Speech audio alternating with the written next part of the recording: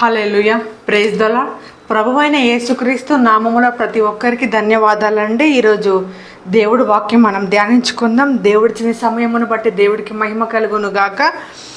మత్తయి సువార్త 9వ అధ్యాయము 2వ వచనం నుండి, ఇదిగో జనులు పక్షవాయువుతో మంచము పట్టిన యొక్కని ఆయన యొద్దకు తీసుకొని వచ్చిరి. యేసు వారి విశ్వాసమును చూచి, కుమారుడా, ధైర్యముగా ఉండుము, నీ పాపములు క్షమింపబడి ఉన్నవని పక్షవాయువు గలవానితో చెప్పెను.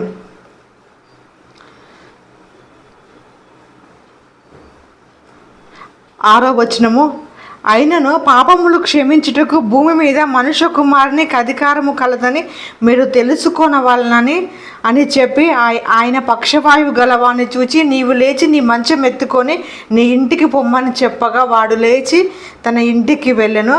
జనులు అది చూచి భయపడి మనుషులకు ఇట్టి అధికారం ఇచ్చిన దేవుణ్ణి మహిమపరచరి. హల్లెలూయా. పక్షవాయువు గల ఒక వ్యక్తి దేవుడి యొద్దకు వచ్చినప్పుడు దేవుడు ఆ వ్యక్తిని స్వస్థపరచడానికి ముందుగా తన యొక్క పాపములు అనేది క్షమిస్తున్నాడండి. అంటే స్వస్థతకు ముందుకు దేవుడు ఎందుకు తన పాపములకు క్షమాపణ ఎందుకు ఇస్తున్నాడు, ఎందుకు క్షమించి ఆ వ్యక్తికి స్వస్థత ఇస్తున్నాడు, మనం ఇది కొన్ని వాక్యములు ధ్యానించుకుందామండి.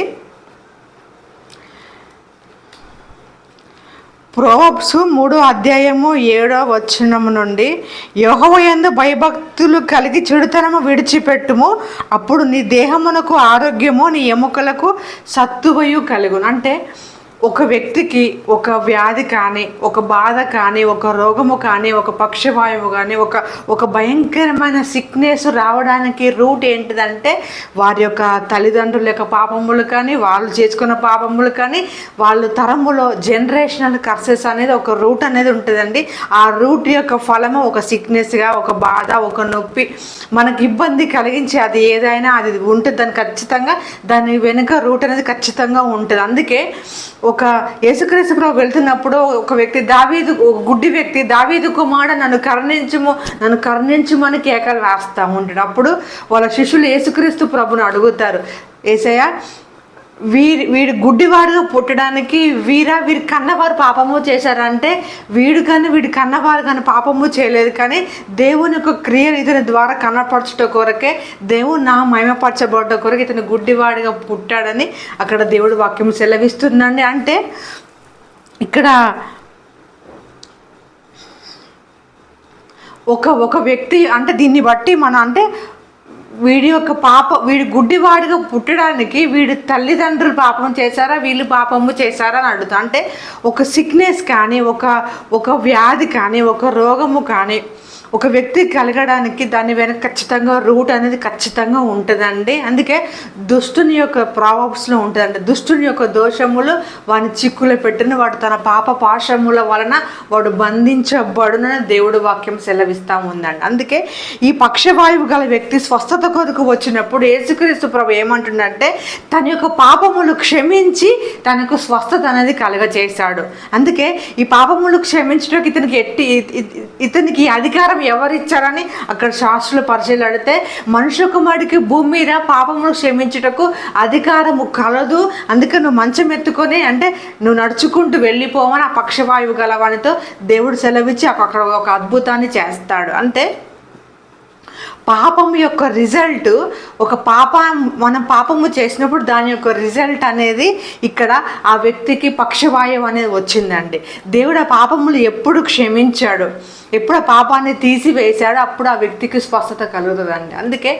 అందుకే ఒక వ్యభిచారిణి స్త్రీ విషయంలో కూడా ఆ వ్యభిచారి స్త్రీ పాపము చేసి రాళ్లతో కొట్టబడుతున్నప్పుడు యేసుక్రీస్తు ప్రభు అంటాడు, మీలో పాపము లేని వాడు ఎవడైనా ఉంటే మొదట రాయి వేయండి. అంటే చిన్న నుండి పెద్ద మొదలు వరకు ఏ ఒక్క వ్యక్తి కూడా ఆ యొక్క స్త్రీని కొట్టకుండా రాళ్ళు పడవేసి వెళ్ళిపోయాడని దేవుడు వాక్యం సెలవిస్తుందండి. అప్పుడు యేసుక్రీస్తు ప్రభు ఏమంటాడంటే, అమ్మా, నేను కూడా నిన్ను కొట్టను, నువ్వు మరి ఎన్నడూ పాపము చెయ్యకుమని దేవుడు వాక్యం అక్కడ తెలియజేస్తున్నాను. అంటే దేవుడు అక్కడ పక్షవాయువు గల వ్యక్తిని తన యొక్క పాపములు క్షమించి తనకు స్వస్థత ఇచ్చాడు.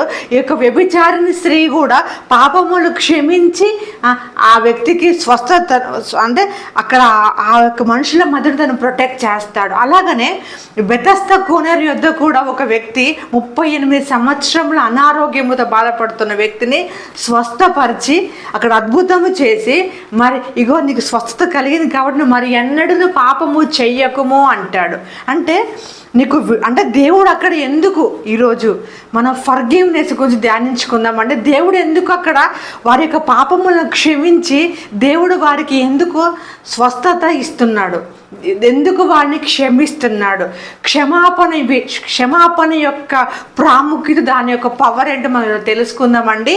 అంటే దేవుని వాక్యం ఏం సెలవిస్తుందంటే ఎజ్కేల్ గ్రంథంలో దుష్టుడు తన యొక్క నా జీవముతోడు దుర్మార్గుడు మరణము నొందుట వలన నాకు సంతోషము లేదు, దుర్మార్గుడు తన దుర్మార్గత నుండి మరలి బ్రతుకుట వలన నాకు సంతోషము కలుగును. అంటే ఏ ఒక్క వ్యక్తి కూడా పాపములో మునిగి చనిపోవడము నాకు ఇష్టము లేదు అని దేవుడు వాక్యం సెలవిస్తుందండి. అంటే ఒక వ్యక్తి అనారోగ్యముతో కానీ పాపముతో కానీ ఒక ఇబ్బందులతో ఒక చీకటిలో బ్రతుకుతూ ఆ చీకటి యొక్క రిజల్ట్ వాళ్ళు అనుభవిస్తూ అట్లనే వారి భూమి మీద అంతమైపోవడం దేవుడికి ఇష్టం ఉండదంట. ఆ వ్యక్తి పాపాన్ని వదిలిపెట్టి తన యొక్క దుర్మార్గతను వదిలి మారు మనసు కలిగి కొత్త జీవితాన్ని జీవించడం వల్ల దేవుడు సంతోషపడతాడని దేవుడు వాక్యం సెలవిస్తుందండి. ఆ యొక్క వ్యభిచారిణి స్త్రీ కానీ ఆ పక్షవాయువు గల వ్యక్తిని కానీ ఆ 38 సంవత్సరముల అనారోగ్యముతో ఉన్న ఆ వ్యక్తిని కూడా దేవుడు స్వస్థత ఎందుకు కలగజేసిందంటే వాళ్ళు మంచి జీవితాన్ని జీవించడానికి అంటే పాపం మళ్ళీ వాళ్ళు చేయకుండా ఒక నీతి కలిగిన జీవితాన్ని వాళ్ళు జీవించాలని దేవుడు వాళ్ళకి క్షమాపణ కలగా చేస్తుందండి. అందుకే ఒక దేవుడు శిష్యులు అంటారు, ఒక వ్యక్తి 7 మార్లు తప్పు చేస్తే తనను ఎన్నిసార్లు క్షమించాలి ప్రభు అంటే 7 మార్లు కాదు 77 మార్లు వారిని క్షమించమని దేవుడు వాక్యం సెలవిస్తుందండి. అంటే క్షమాపణ అనేది ప్రతి ఒక్కరికి కలగాలి, వాళ్ళు దాన్ని పొందుకొని మళ్ళీ ఆ యొక్క పాపములో జీవించకుండా ఒక మంచి జీవితాన్ని, పాపము లేని జీవితాన్ని వాళ్ళు జీవించాలని దేవుడు కోరుకుంటున్నాడండి. అందుకే ఏ ఒక్క వ్యక్తి పాపములో బ్రతికి పాపములోనే జీవించి పాపంలోనే నశించిపోవడానికి దేవుడు ఇష్టపడతాడండి.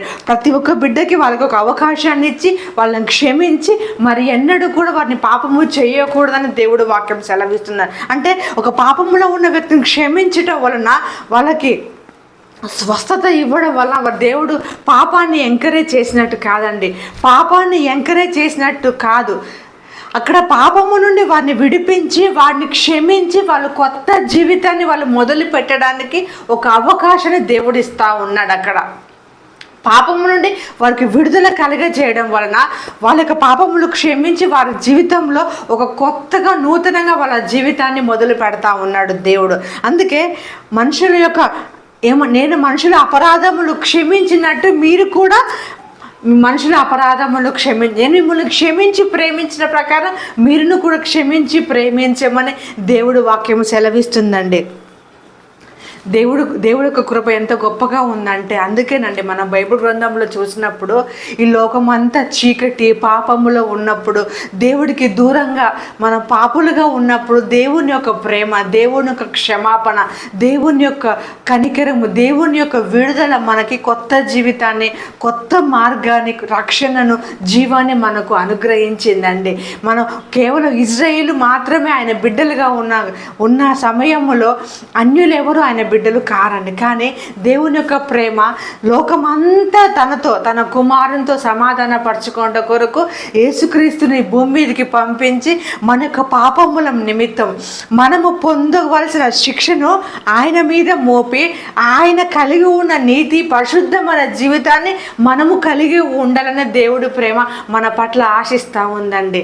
మనలందరినీ మన యొక్క పాపములన్నిటిని క్షమించి మనం ఒక నీతిగా ఒక పరిశుద్ధమైన జీవితాన్ని కలిగి మనకు స్వస్థతను, విడుదలను, ఆరోగ్యాన్ని మనకి అనుగ్రహించి ఒక పరిశుద్ధమైన జీవితాన్ని మనం జీవించడం కొరకు, ఒక నూతనమైన జీవితాన్ని మనం మొదలుపెట్టు కొరకు దేవుని యొక్క క్షమాపణ, దేవుని యొక్క ఫర్గివ్నెస్ ప్రతి ఒక్క జీవితంలో ఒక కొత్త డోర్ను ఓపెన్ చేస్తూ ఉందండి. అది ఎంత అద్భుతం అంటే క్షమాపణ అనేది, అది క్షమాపణ అనేది లేకపోతే మనమందరం నశించిపోయే వాళ్ళమండి. అందుకే యేసుక్రీస్తు ప్రభు వచ్చినప్పుడు యోహాను భక్తుడు అంటారు, లోక పాపములు మోసుకొని పోయే దేవుని గొర్రెపిల్ల అంట. అంటే లోకం యొక్క పాపములన్నీ మోసుకెళ్ళిపోయాడు. అంటే దేవుడు లోకం యొక్క పాపములు మోసుకెళ్ళిపోయాడు కాబట్టి మనం పాపము చేయమని కాదండి అర్థం.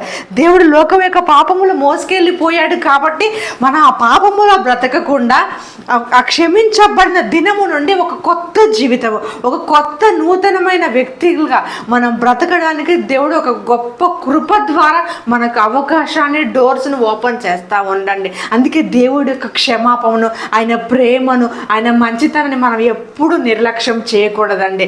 దేవుని యొక్క క్షమాపణ మనకి జీవమై ఉన్నది. దేవుని యొక్క క్షమాపణ మనకు లైఫ్ అయి ఉన్నదండి. దేవుని యొక్క క్షమాపణ మనకు నూతన మార్గం తెరవబడి ఉంది. దేవుని యొక్క క్షమాపణ మన జీవితంలో మన పరలోక రాజ్యానికి వెళ్ళడానికి ఒక డోర్స్ ఓపెన్ చేసిందండి. దేవుని యొక్క క్షమాపణ అనేది లేకుంటే మనకు రక్షణ లేదు, విడుదల లేదు, స్వస్థత లేదు, ఒక పరిశుద్ధమైన జీవితం జీవించడానికి మనకు ద్వారం అనేది లేదండి. దేవుని యొక్క కృప ద్వారా, ఆయన క్షమించుట ద్వారా లోకాన్నంతా తన కుమారునితో సమాధానపరుచుకొని కేవలం యేసుక్రీస్తు కాచిన రక్తము ద్వారా, ఆయన మన కొరకు చిందించిన ఆయన యొక్క కృప ద్వారా, ఆయన ప్రేమ ద్వారా, ఆయన కాచిన ప్రతి రక్తపు బొట్టు ద్వారా ప్రతి ఒక్క బిడ్డకు విడుదల ఉంది, క్షమాపణ ఉంది.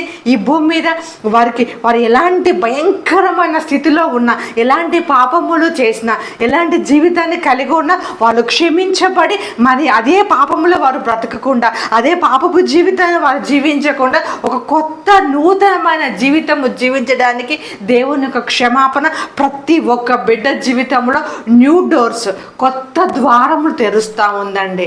అందుకే దేవుని యొక్క కృపను నిర్లక్ష్యము చేయకూడదు, దేవుడి యొక్క క్షమాపణను నిర్లక్ష్యము చేయకూడదు. దేవుడు ఏ విధంగా మనల్ని క్షమించి కుమారుని ద్వారా తన కుమారుని యొక్క శిలువ త్యాగము ద్వారా మనల్ని ఏ విధంగా సమాధానపరుచుకున్నాడో అదే రీతిగా, అందుకే అంటాడు, నేను మిమ్మల్ని క్షమించి ప్రేమించిన ప్రకారం మీరును క్షమించుడి. నేను కనికరం కలిగిన వాడిని కాబట్టి మీరు కనికరం గలవారై ఓడుడని సెలవిస్తున్నాడు. దేవుని యొక్క క్షమాపణ, దేవుడి యొక్క కృప పాపాన్ని ఎంకరేజ్ చేయట్లేదు, పాపాన్ని ప్రోత్సహించట్లేదండి. పాపము చేయకుండా దేవుడి యొక్క క్షమాపణ, పాపము చేయకుండా ఒక కొత్త జీవితాన్ని జీవించడానికి ప్రతి ఒక్క బిడ్డ జీవితంలో ద్వారము తెరుస్తూ ఉందండి. అందుకే ఒక వ్యభిచారి జీవితంలో కూడా ఆ వ్యభిచారిగా పట్టబడిన స్త్రీని ధర్మశాస్త్ర గ్రంథం రాయబడి ఉంటుందండి, రాళ్ళతో కొట్టి చంపాలని. కానీ యేసుక్రీస్తు యొక్క కృప ఏ విధంగా ఉందంటే, ఆ అమ్మని క్షమించి, వాళ్ళు పాపం చేసిన వారు నీ మీద రాళ్ళు వేస్తూ ఉన్నారు, నేను పాపము లేని వాడును, ఆయన శిక్ష వేయొచ్చు కానీ వాళ్ళు పాపము చేసిన వారు కూడా వేయరు, నేను కూడా నీకు శిక్ష వేయను. అమ్మా ఇదిగో నువ్వు మరి ఎన్నడూ కూడా పాపము చేయకు, ఒక పరిశుద్ధమైన జీవితాన్ని జీవించమని ఆ వ్యభిచారిని స్త్రీకి తెలియజేస్తుండండి. ఆ పక్షవాయువు గల వ్యక్తికి, ఆ యొక్క 38 సంవత్సరంలో అనారోగ్యముతో ఉన్న బెతెస్త కోనేరు వద్ద 38 సంవత్సరంలో అనారోగ్యముతో ఉన్న వ్యక్తికి కూడా ఇదిగో నువ్వు స్వస్థత నొందివి, మరి ఎన్నడూ పాపము చేయకు. దేవుడు పాపాన్ని అసహించుకున్న దేవుడు అండి. దేవుడు పాపాన్ని ఎంకరేజ్ చేయడు. నువ్వు పాపభరితమైన జీవితంలో నిన్ను విడిపించి ఒక పరిశుద్ధమైన జీవితాన్ని జీవించడం కొరకు ఆయన ఈ లోకంలోకి వచ్చాడు. ఆయన పాపములు క్షమించి ఒక పుణ్య మార్గములోకి, ఒక నీతి మార్గములోకి, పరలోక మార్గములోకి నన్ను తీసుకువెళ్ళడానికి యేసుక్రీస్తు ఈ భూమి మీదకి వచ్చాడు. అందుకే దేవుని యొక్క క్షమాపణను ఏ ఒక్క బిడ్డ అయితే దేవుని యొక్క క్షమాపణ పొందుకుంటారో వారి జీవితంలో దేవుడి యొక్క చిత్తం నెరవేర్చిన వారు అవుతారు. ఎందుకంటే ఆయన భూమి మీద మనం క్షమించుట కొరకు, మనం క్షమించి మనందరినీ తీసుకెళ్ళి తండ్రి యొద్ద మనల్ని ఉంచడానికి ఈ భూమి మీదకి వచ్చాడు. ఆయన మన కొరకు రక్తము కార్చడు. అందుకే ఆయనకు మాత్రమే అధికారం, అధికారం ఉంది. ఆయననే స్వస్థపరచువాడు. ఎందుకంటే ఆయన మన పాపములన్నిటికీ విమోచనకర్త, మన పాపములన్నీ క్షమించువాడు. మన పాపభరితమైన జీవితాల యొక్క రిజల్ట్.